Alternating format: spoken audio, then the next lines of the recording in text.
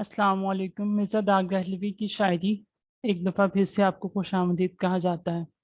اب حصہ اول میں ہم نے داغ کے سوانح حیات، داغ کا نظریہ فن اور داغ کی شاعری کے پس منظر کو سمجھنے کی کوشش کی، اور ساتھ ساتھ ہم نے داغ کی شاعری کی دو اہم خصوصیات عشق اور معاملہ بندی کو بھی سمجھا۔ اب ہم اپنے لیکچر کو آگے کنٹینیو کرتے ہوئے داغ کی شاعری کی مزید خصوصیات کو جاننے کی کوشش کریں گے، اور آخر میں داغ کا اردو شاعری میں مقام و مرتبہ بھی بیان کرنے کی کوشش کریں گے۔ داغ کی شاعری کی جو اگلی خصوصیت ہے وہ ہے قافیہ بندی۔ جمیل جالبی صاحب لکھتے ہیں، قافیہ بندی اس روایت کی شاعری کا ایک اہم جز تھی۔ اصول یہ تھا کہ جب کوئی قافیہ باندھا جائے تو وہ ردیف سے ایک جان ہو کر آئے اور مشکل زمین میں بھی قافیہ شگفتہ ہو کر سامنے آئے۔ داغ نے اس فنی عمل کو پوری طرح قبول کیا اور قافیوں کے استعمال سے غزل میں شگفتگی اور رنگا رنگی پیدا کر کے شعر بے لطف گر قافیہ ہو بے رنگا تاثیر کو جنم دیا۔ داغ کو قافیہ بندی کا خاص سلیقہ تھا۔ مثال: چل کے دو چار قدم آگ لگا دی کس نے، چل کے دو چار قدم آگ لگا دی کس نے، تلملاتی ہوئی پھرتی ہے قیامت کیسی۔ وہ جب چلے تو قیامت بپا تھی چار طرف، وہ جب چلے تو قیامت بپا تھی چار طرف، ٹھہر گئے تو زمانے کو انقلاب نہ تھا۔ داغ کی شاعری کی اگلی خاصیت خمریات ہے۔ غزل میں رند و مستی کا استعمال شروع سے ہی کیا جاتا ہے۔ شراب کے متعلق الفاظ کا استعمال ایک علامت کے طور پر شاعری میں کیا جاتا ہے۔ داغ کے اس رنگ کے بعد میں ڈاکٹر سید محمد علی زیدی لکھتے ہیں کہ داغ کی شاعری کا ایک ضمنی رنگ ہے۔ اگرچہ داغ نے کبھی اپنے لبوں کی عصمت کو شراب کی معصیت سے داغدار نہیں کیا، پھر بھی انہوں نے ایسے کامیاب نشیلے اشعار کہے ہیں کہ حیرت ہوتی ہے۔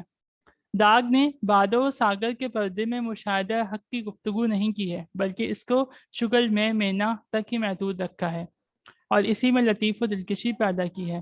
داغ محض بارہ عشرت میں مست ہیں، یہی سبب ہے کہ ان کی دندانہ اشعار سطحی اور رسمی ہیں۔ داغ کے خمریات میں شباب کی رنائی اور محاکات کی دلفریبی دونوں ہے۔ مثال: گوہ عاشق مزاج و شاہد باز، داغ لیکن شراب خار نہیں۔ امیدوار ہوں کہ جو قلب بے حساب کا، پیتا ہوں ڈگڈگا کہ پیالہ شراب کا۔ دیکھنا پیر مغاں حضرت زاہد تو نہیں، دیکھنا پیر مغاں حضرت زاہد تو نہیں، کوئی بیٹھا نظر آتا ہے پس خم مجھ کو۔ داغ کی شاعری کی اگلی خاصیت اس میں موجود موسیقیت ہے۔ داغ کی غزل میں ایک لے موجود ہے، اس میں انسانی ساز کی لے موجود ہے جو ان کی غزل کو دوسرے شعراء سے منفرد بناتی ہے۔ داغ کی آواز جدید دور کی موسیقی سے ملتی جلتی سنائی دیتی ہے۔ بعض غزلیں تو یوں لگتا ہے کہ یہ گانے کے لیے ہی لکھی گئی ہیں۔ ان کی غزلوں کی وجہ شہرت یہ موسیقیت بھی ہے۔ داغ جب غزل لکھتے تو اسے طوائف کو یاد کروا دیتے، جس کو اپنی محفل میں گا کر سناتی، اور یوں داغ کی غزل پورے شہر میں پہنچ جاتی۔ ان کی موسیقیت کے بارے میں جمیل جالبی لکھتے ہیں، موسیقیت ان کی غزلوں میں استعمال ہونے والے الفاظ کی ترتیب و نشست میں صلاحیت کیے ہوئے ہے اور ہر غزل کی بحر کے ساتھ ایک جان ہو گئی ہے۔ ان کے ہاں موسیقی کی آواز قد تیز ہے اور جدید موسیقی کے مزاج سے ملتی جلتی اور قریب تر ہے۔ ان کی غزلوں میں چلت پھرت، تیز رفتاری کا احساس ہوتا ہے۔ اب ہم بات کریں گے داغ کی شاعری کی سب سے اہم خاصیت داغ کی مہارت یعنی ان کے زبان و بیان کی۔ بات کو ایک ایسا شاعر یا ادیب ہر زبان میں پیدا ہوتا ہے جو سادہ اور بے تکلف بیان کے ایسے سانچے زبان کو دے دے جو اس زبان کی خد و خال اور اس کی نوک پلک کو مستقل طور پر متعین کر دیں۔ اردو زبان کے حق میں یہ کام ناسک نے کرنا چاہا تھا، لیکن کامیابی داغ کے ہاتھ رہی۔ داغ نے اردو زبان کی خد و خال کو، اس کی آنکھ سکھ کو، اس کے جسم کی لکیروں کو اس طرح ابھارا اور چمکایا کہ اب وہ آسانی سے پہچانی جا سکتی ہے۔ قدرت نے ہر شخص میں خاص مقصد کے لیے خاص قابلیت بدیت کی ہے۔ دنیا میں ہر شخص ایک خاص کام کو ایک خاص طریقے سے انجام دینے کے لیے پیدا کیا گیا ہے، اس لیے اگر وہ کسی دوسرے کی نقل کرے یا دوسرے کام کو جس کام سپرد کیا ہے اس میں ہاتھ ڈالے تو وہ کبھی سرسبز اور کامیاب نہیں ہو سکتا۔ داغ نے زمانے کو یہ بتایا کہ وہ خود کیا ہیں۔ ان کا اسلوب بیان تشبیہ و استعارہ کی گتھیوں سے پاک ہے۔ داغ کے یہاں مجموعی حیثیت سے وہ زبان اور لب و لہجہ ملتا ہے جو بنیادی طور پر اردو بولنے والوں کی قدرتی زبان اور لب و لہجہ ہونا چاہیے۔ داغ کے اکثر اشعار اور مصرے ایسے ہیں جن میں بول چال کی زبان بالکل اسی ترکیب اور ترتیب الفاظ کے ساتھ ملتی ہے جیسا کہ ہم بولتے ہیں یا اس زمانے کی دہلی میں لوگ بولتے تھے۔ ان کے بہت سے مصرے اور شعر تو ضرب مثل بن گئے۔ جب جوانی کا مزہ جاتا رہا، زندگانی کا مزہ جاتا رہا، بات کرنی بھی نہ آتی تھی تمہیں، یہ ہمارے سامنے کی بات ہے۔ خاطر سے یا لحاظ سے میں مان تو گیا، جھوٹی قسم سے آپ کا ایمان تو گیا۔ انہیں نفرت ہوئی سارے جہاں سے، نئی دنیا کوئی لائے کہیں سے۔ داغ کی شاعری میں داخلی عناصر کی شمولیت، لب و لہجہ کی نرمی اور نغمگی، شوخی و رنگا رنگی، سوز و ساز، ایک ہلکی پھلکی کیفیت اور محاورات اور روزمرہ کا حسن استعمال ایسی چند خوبیاں ہیں جو انہیں اردو کے دوسرے شعراء سے ممتاز کرتی ہیں اور ان کی مقبولیت عامہ کا سبب بنی ہوئی ہیں۔ ان کے اسلوب بیان میں رقص انگیزی ہے۔ داغ نے بول چال، لہجہ اور حرکات انسانی کا نہایت غور سے مطالعہ کیا ہے۔ زبان کی تعمیر میں جو رول داغ نے ادا کیا، اس نے اردو شاعری کے مستقبل کے رخ کو بدل دیا۔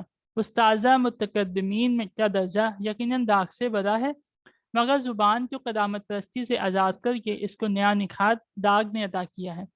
غالب، مومن اور ذوق، ان سب کا فکر اور تخیل میں داغ سے درجہ بلند ہے، لیکن زبان کی اصلاح اور اس کو زیادہ شستہ بنانے میں داغ ان سے آگے ہیں۔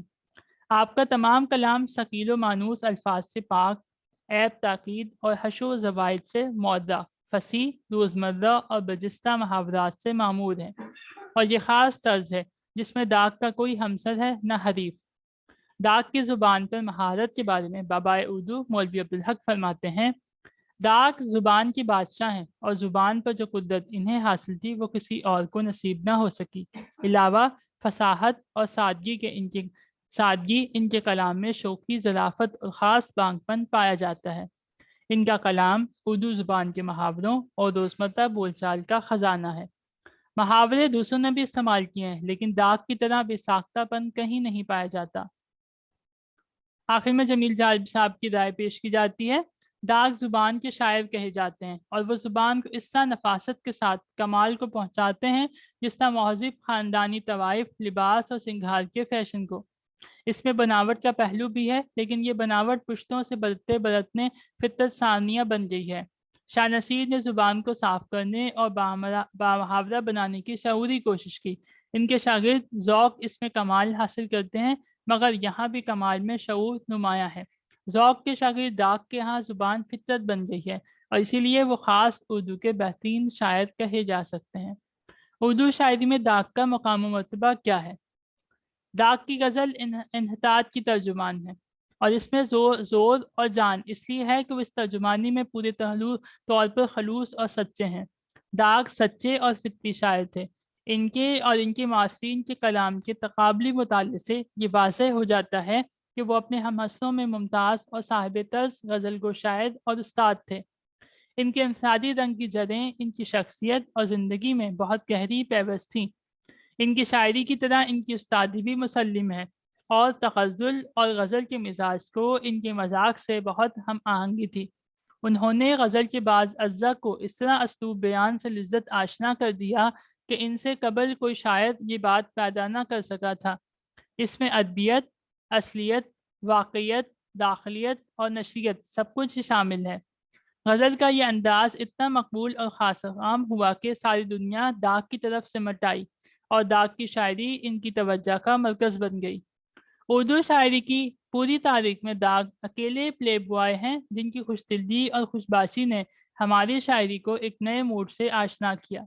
وہ جاتی ہوئی بہار کے آخری زمزمہ سنج تھے جو اردو کے سرچشموں تک پہنچے اور اس کی قوت کو نمو کو آشکار کیا اور شاعرانہ اظہار کی زبان کو زندہ تر کر کے۔ غزل کے عناصر ادبا کے اعتبار سے داغ کا مرتبہ یہ ہے: زبان، انتخاب الفاظ، حسن بندش، لطف محاورہ، صفائی و روانی میں کسی اور شاعر سے کم نہیں، اپنے زمانے کے بے نظیر ہیں۔ مضمون آفرینی: الف، جدت و ادا میں مومن و غالب کے بعد داغ کا درجہ ہے۔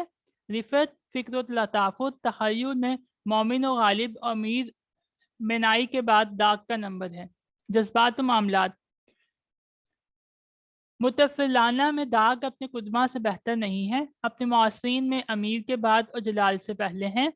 بہلسانہ میں داغ تمام مشاہیر غزل سے بھرے ہوئے ہیں اور یہ ان کے دامن پر بدنما داغ ہے۔ شگفتگوی بیان بھی غزل کا ضروری جزو ہے، ورنہ غزل غزل نہیں رہتی، مرثیہ ہو جاتی ہے۔ اس کی بھی دو قسمیں ہیں، شوخی اور زندہ دلی۔ یہ داغ کا بہترین کارنامہ ہے جس نے داغ کو داغ بنا دیا ہے۔ اس وصف میں عہد قدیم سے عہد حاضر تک کوئی شاعر داغ سے بہتر کیا برابر و ہمسر بھی نہیں۔ فحش و ہزل، یہ داغ کا بدترین اعمال نامہ ہے، تاہم اس میں داغ تنہا نہیں ہے۔ شعرائے لکھنؤ، وزیر و صبا، دندورش وغیرہ کے ہاں داغ سے کم نہیں۔ امیر منائی کے کلام میں داغ سے بہت زیادہ ہے۔ یہ داغ کی بدقسمتی ہے کہ ساری بدنامی انہی کے حصے میں آئی۔ اس کا سبب داغ کا قبول خاطر لطف و سخن ہے۔ داغ کا اردو شاعری میں اہم مقام ہے، وہ اپنے رنگ کے موجد تھے۔ ان کے کلام روزمرہ اردو کی جان ہے۔ ان کے کلام میں سادگی، برجستگی، شوخی اور بانگ پن پایا جاتا ہے۔ داغ ایک واحد شاعر ہیں جنہوں نے اپنے علم و فضل اور فکر و فن سے ملک کے مشرق و مغرب اور شمال و جنوب کے ارباب شعر و ادب کی باقاعدہ ایک دبستان کی صورت میں تربیت کی، جس کے ذریعے آج تک کی نسلوں کو فیض پہنچایا۔ آج ہم جو زبان اور روزمرہ محاورات بول رہے ہیں وہ سب ایک فصیح و ملک کی دین ہے۔ غزلوں پر جس انداز بیان کے اثرات ہیں وہ ایک جہاں کے استاد دم قدم کا صدقہ ہیں، اور جس طرح ترنم، موسیقیت اور نغمگی آہنگ ہماری غزل کو ملا ہے وہ بلبل ہندوستان داغ دہلوی کا عطیہ ہے۔ اس لیے داغ کا یہ دعویٰ دنیائے غزل میں حرف بہ حرف درست ہے۔ مذکور داغ ہی کا ہر ایک انجمن میں ہے، مذکور داغ ہی کا ہر ایک انجمن میں ہے، اس پھول کی بہار ہزاروں چمن میں ہے۔ یہ تھی داغ کی غزل کی داغ کی شاعرانہ شاعری، داغ دہلوی کے شاعرانہ مرتبہ مقام و مرتبہ۔ ہم نے کوشش کی ہے کہ زیادہ اچھے طریقے سے داغ کی شاعری کو سمجھایا جا سکے، کیونکہ دیکھا گیا ہے کہ داغ کی شاعری کو اکثر اوقات جو ہے وہ سمجھ نہیں آتی کہ ان کی شاعری کی خصوصیات کیا ہیں۔